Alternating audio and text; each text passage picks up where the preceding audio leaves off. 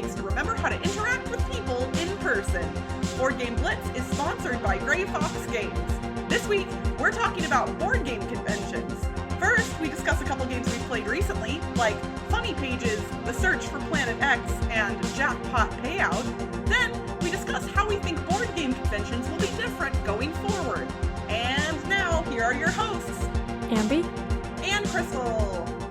For those of you who are not aware, we just celebrated our 5th podiversary! Woohoo! Yes, we have been podcasting for 5 full years now, which is a little bit hard to believe at times that it's been that long. But in celebration of our 5-year anniversary, our sponsor, Gray Fox Games, is offering up a couple of really awesome prizes to you guys, our listeners. So, we're doing a giveaway. All you have to do to enter is send an email with the subject line popcorn. And the reason for that is it's a random word. There's no reason for that. So don't try and read into it. But popcorn needs to be the subject line by itself. And in the body of the email, you're going to tell us 2 things. You're going to tell us your favorite thing about the podcast and a topic that you would like Ambie and I to discuss in the future. And are we trying to look for new ideas for podcast themes? Yes, that we are. And we're not ashamed to say so because after 5 years, sometimes it's tough. If you want to get a bonus entry into the contest, in that same email, include a screenshot of a review that you have written about our podcast for one of the random podcast apps, whichever one you happen to use. If you've written us a review, whether that was 3-4 years ago or yesterday, take a screenshot of that review and send it to us. Just because we like knowing that people are interacting with our podcast on the podcast apps. So what can you win, you may be asking yourself? Well, we have 2 awesome prizes available thanks to Gray Fox Games. One of those is a family game night bundle that includes copies of 3 different games, Draw Your Own Conclusions, Zoned Out, and Feelinks. You'll get all 3 of those games. The other prize is a Kickstarter pledge for After the Empire. So the thing about this one is because it is delivering from the Kickstarter, it will not get to you for about 6 months because that Kickstarter has not fulfilled yet. So if you want to get the Kickstarter bundle for this After the Empire, it will be a little while, but you can still win a copy. So thank you to Gray Fox for sponsoring our giveaway and for sponsoring our show for all these years. Yay! So recently I got to play a lot of games because... Oh my gosh, you sound and look so happy and I love it. Yes. Yeah, so we have some friends who are fully vaccinated and we're fully vaccinated, so we got to get together and play games. Yeah, it was hard to pick a game to talk about, but I'm actually talking about 2 things today. One of them is a puzzle type thing, and the other one's a game that I played that I really liked. So, firstly, I got a review copy of Funny Pages from the Enigma Emporium. The copy that I got is a promo pack, it's not the actual game. So, Funny Pages is a puzzle in the form of a comic strip. You've heard me talk about Enigma Emporium before. They did these puzzle postcards, which were like ciphers and puzzles in postcards, and I've reviewed them before. They were difficult for me because I'm not that great at ciphers, but I still enjoyed them. But Funny Pages are puzzles in a comic panel. So it's one panel per puzzle, or one puzzle, I guess, per comic. And each comic, the answer is a day of the week. So you have like a structure to the puzzle and you know kind of what you're going for. So it's easier than the puzzle postcards that I've done previously and easier to get into. So I got a promo pack of 7 puzzles. The actual game is going to be on Kickstarter, I believe, and it's going to be like a whole month of puzzles, so like I guess 30 or something, plus meta puzzles to put them all in order, because I guess they're going to be the days of the month or something. I did all 7 of them. I actually did them on stream, and for some of the puzzles I got by myself. Some of them the chat helped me, and some of them I needed to ask for hints on Facebook. So you can actually do these puzzles yourself on their Facebook page. If you look up the Funny Pages from Enigma Emporium, they have a Facebook page and they respond if you message them asking for hints. That's but really they cool. Yeah, they have all of the promo pack puzzles there, so you can check to see if that's like what you like. They're all different types of puzzles, because like some of them like worked really well with how I think, and some of them I didn't really understand until I got a hint, and then it's like, oh, okay. And all of them also, the art styles are different too, so they look like different comic strips, even though they're all named the same comic strip, because like they have this fake comic strip name. Oh, and then like for the actual physical part of the strip, I was expecting it to be like not great quality because it's just like a Funny Pages newspaper, but it was on this nice linen finish cardstock, and it was big, like half a sheet of paper size. Ooh, that's so cool. Yeah, that was pretty nice. But yeah, you can go check out Funny Pages, check out their Facebook to see the puzzles, to see if that's something that you would like, and then they're going to be kickstarting soon, I think. I'm not sure when, but if you follow them on Facebook, they'll announce it. So that was Funny Pages from the Enigma Emporium. And then for board games, I got to play The Search for Planet X, which is a 2020 board game designed by Matthew O'Malley and Ben Rossett. This is a deduction game where you're trying to locate Planet X. So on the board, there's a bunch of segments on the board, and like in each segment, there's different things. It's either empty space or like an asteroid or a comet or different things. And then one of them has Planet X. And each type of thing has different rules, like asteroid has to be next to another asteroid, and Planet X can't be next to a dwarf planet, and the dwarf planet has to be next to something, or like, I don't remember all the rules, but there's certain rules, and then there's an app that goes with it. And we were talking about this last episode, how apps can help with deduction games. And yes, they really definitely helps in the Search for Planet X, because you set up the game and there's different difficulty levels too. Like they can give you different amounts of information at the start depending on which difficulty you do. And each player can pick a different difficulty too. So you can get like a handicap in the same game, which is really neat. Yeah. That's very cool. Yeah. And then the board itself has different difficulties. Like there's one that only has 12 sectors and one that has 18, I think. So that would be for everyone in the game. Yeah, so the way you're playing is you can only see half of the board at a time, and you're scanning the sectors or targeting a sector or like researching. And so when you research, that gives you some other rules. So each game has the game has base logic rules, and then each game in the app has like separate logic rules that you have to research to learn. So you learn more logic rules within the game, and then the app tells you like you can scan certain sectors, and like I scan sectors 1 through 5, and it's like, okay, there's 2 asteroids in that if you're scanning for asteroids or something. So then you're like doing all this and doing deduction, and you have to locate where Planet X is. But it's not just that, because you can publish theories too. So like during the game, you're going to be publishing theories about like, oh, I think sector 5 has an asteroid. And there's like a timer thing. You put that face down, and then when it gets to after 3 turns or something, it flips over. And if you're right, then you're going to get points for that. And if someone else like also guessed right, they get points as well. But then everyone gets that information now because they see that you guessed right, and now they know what it is. Interesting. So you get points for that, but then you also give away information. So you're getting points for doing those small deductions during the game, but then also finding Planet X at the end. So that was very fun. I like deduction games, and the app works really well with it. This is one where like my friend was explaining how it works to me, and I'm like, oh, I like this game, like during the explanation.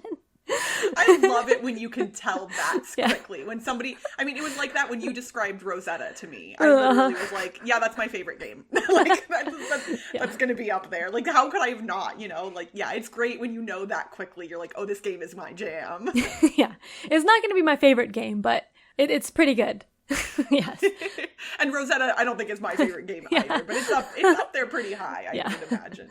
But yeah, that's the Search for Planet X. Awesome. Yeah, that one's been on my like radar for a little while. Like I'm curious about it. So I definitely want to try that one out, especially now that I like awkward guests so much. I'm finding, because I used to not like deduction, but then I played Cryptid and I was bad at it, but I liked it. And I played awkward guests and I liked that. So I think I just need deduction games that have more structure to them. Like, I guess, I don't know. I'm still bad at Clue, so I'm never going to be good at Clue. All right, well, the game I'm talking about is also similarly to Funny Pages, not quite released yet. It's coming to Kickstarter soon. It's called Jackpot Payout. The cool thing about this game, for those of you who have been listening to the podcast for a little while, if you remember, Ambie and I used to do an alliteration puzzle at the end of every episode. Those alliteration puzzles were inspired and written by Chip Beauvais, and this game is actually designed by Chip. So that's a pretty cool little fact. It's going to be published by Puzzling Pixel Games. Games, and it is a light deck building game where each player has their own slot machine that they are going to be using their cards to fill in the reels of, hoping to score jackpots.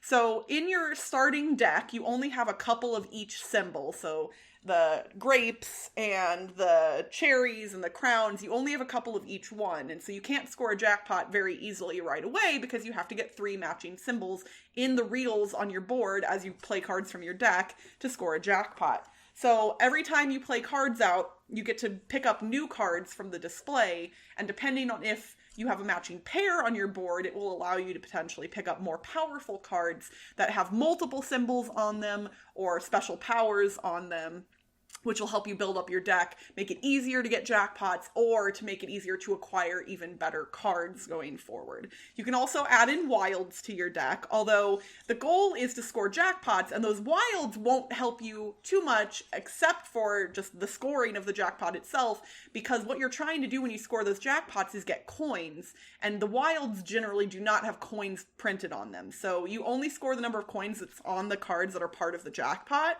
So whenever you score a jackpot, you take the coins, and then all 3 cards get immediately removed from your deck. So if you get some really cool, powerful cards, that's awesome, but if they score a jackpot, then they get removed from your deck. So it's this interesting dance and balance where in a lot of deck building games, you're not culling cards quite as frequently, but in this game, you're potentially removing cards from your deck frequently, so your deck is very dynamic and changing, which is kind of neat. The game doesn't last super long either. As far as deck building games go, this is definitely lighter weight, more approachable than a lot of deck building games because there aren't a lot of complex rules. It's fairly simple. And the game ends when either the pool of available coins runs out, which is based on the player count, or when one player has 6 or fewer cards left in their deck, which, when you're scoring those jackpots and removing 3 cards at a time, is possible, but it's more likely that the bank of coins will run out first. My friends and I had fun playing this. Like, deck building games are not always my jam. I really enjoy games like Clank, where it's deck building, but also other stuff. Pure deck building games like Dominion have generally not been my thing, but this game is light enough and the theme is really interesting that I actually really enjoyed it. I mean, I live here in Vegas, so when they reached out to me and they were like, hey, do you want to try our new deck building game that's based on slot machines? I was like, that sounds really interesting.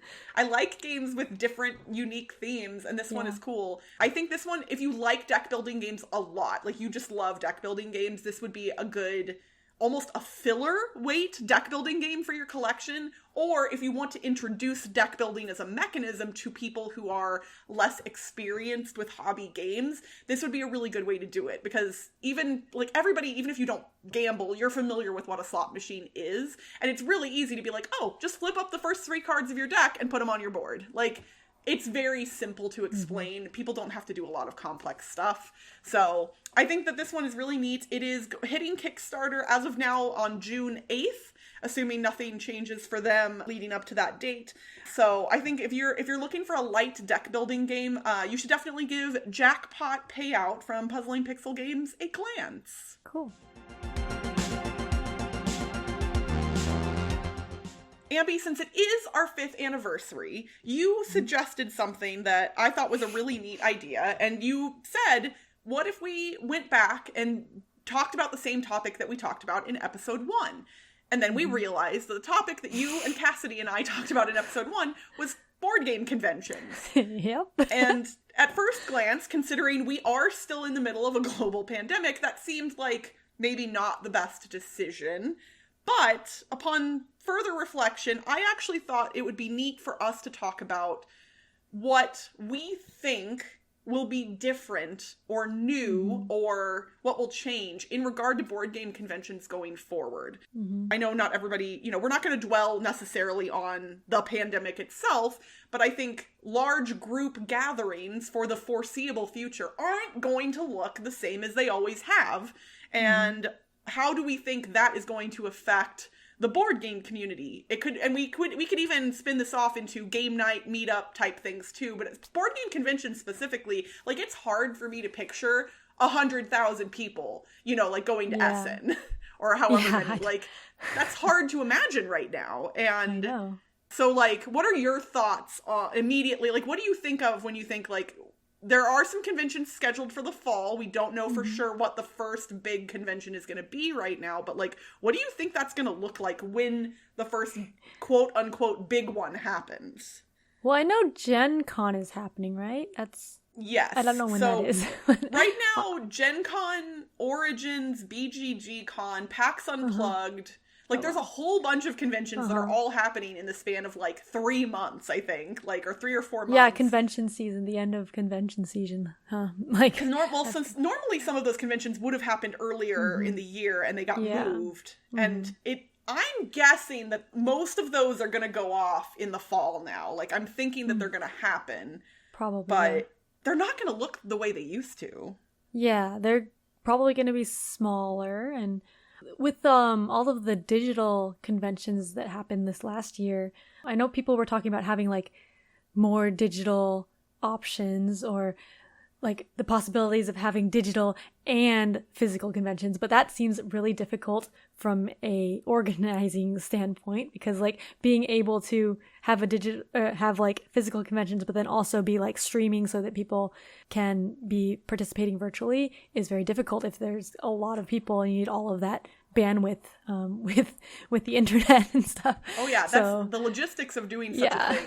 I mean, Gen Con is doing it. Gen Con is doing technically 3 different things because they're doing the physical convention, the digital convention, and like pop-up events at game stores of some kind. Okay.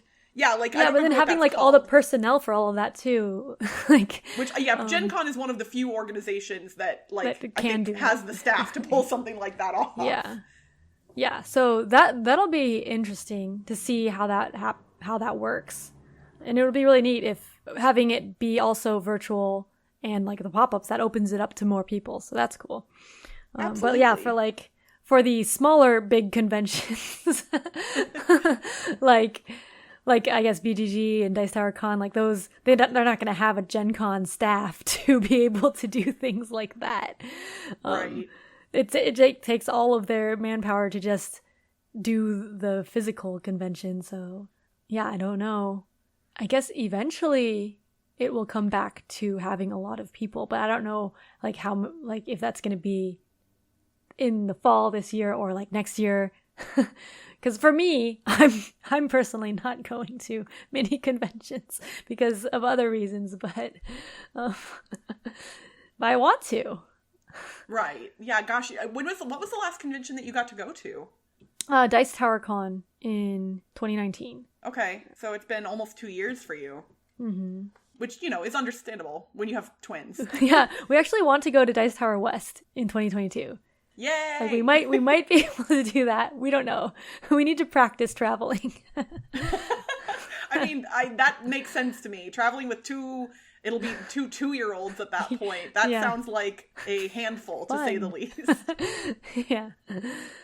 Yeah. But what do you think conventions are going to look like? So there's a couple things that I like. I definitely think hand sanitizer has already existed at conventions. I think there will be more of a focus on hand washing and hand sanitizing in like general. I think that'll be in more places and easier to get to.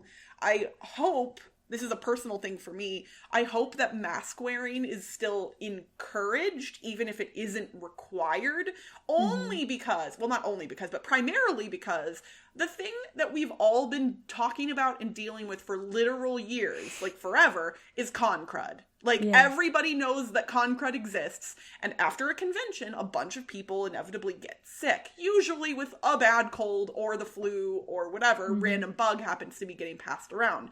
So, like, in my mind, if I'm going to be around a crowd of people, I kind of want to just wear my mask. Not just because of COVID, but like, hey, guess what? This past year, I didn't get sick at all. Because, like, I don't remember what the numbers are exactly, so I apologize if I get this wrong. But in the United States, the number of flu cases that happen annually in a typical year, I want to say is in the, like, hundreds of thousands. Like, it's a lot of flu cases. Yeah. And this past year, Again, I It's hope like I get almost this right. eradicated, I think. It was literally like 4,000. And that wasn't deaths. That was just cases. Like, how bananas is that? That, like, wearing masks and social distancing and all of that, like, I mean, it's not bananas. It makes perfect sense. But, you know, like, it just seems silly to think that, like, why weren't we kind of doing that all along? Like, if you're sick, wear a mask. It's like people overseas have been doing this for years. I know, yeah.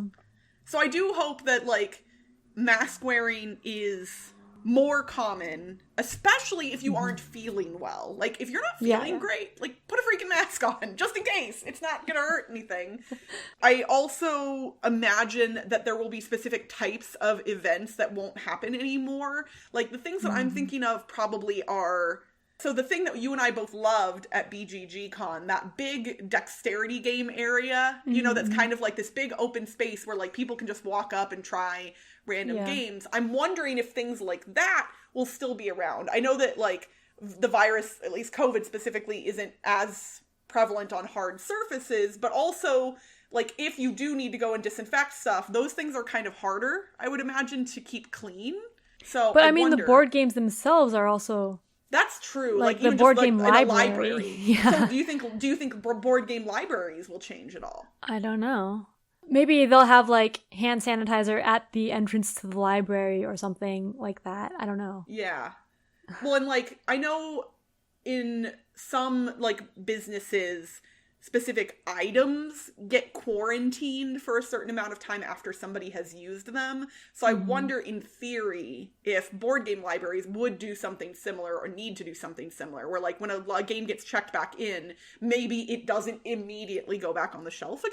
I don't know. I have no idea scientifically if that would even really help. But like, it's the kind of thing that I wonder if convention organizers are even like considering or thinking about at this point. It's like, not even just, you know, like, will this make a difference? Not just that, but will this help put people at ease? Because the more things the convention organizers do and are thoughtful about, I think the more comfortable people like you and I would potentially be in coming into those spaces. Like, they're really, like, they're going above and beyond, you know, they're doing stuff that really, probably they don't even need to do, but clearly they're taking this seriously. I think that would make me feel a little bit better, potentially, even if it isn't necessary. Yeah. Like, it'll make you feel safer if they're taking safety precautions.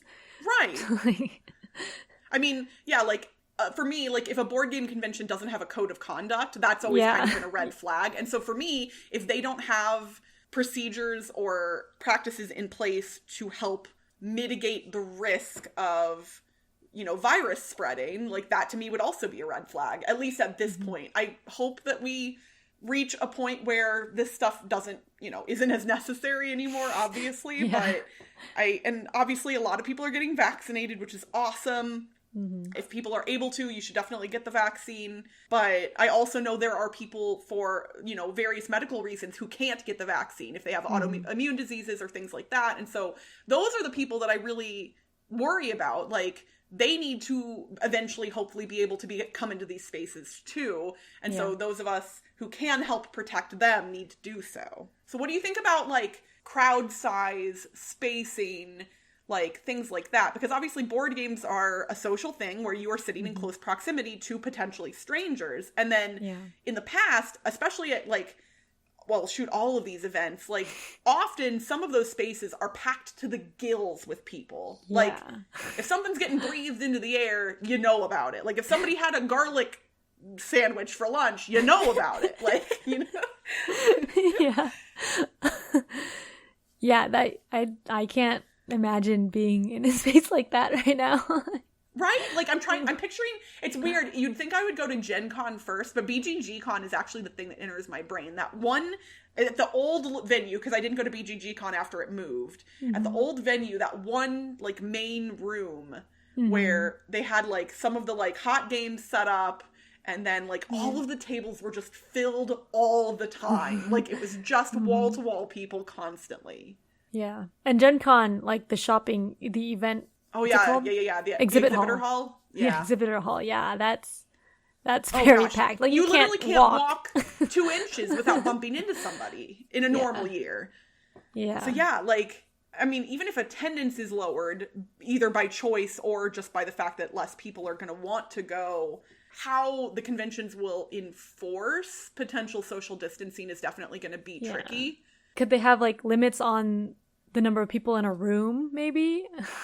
I mean, that kind of feels like what would be best, but I do like having, you know, the people on the ground to enforce those things will be difficult, because if you're the first person that they say, oh no, you can't come in right now, you know that some people are going to get upset about that. Yeah. So I know, like, for the flea markets at Dice Tower Con, they would limit the number of people in there, right? But that's just one event. So if you're doing it for the whole, like, exhibit hall or the whole convention room, that would be, upsetting for the people waiting in line.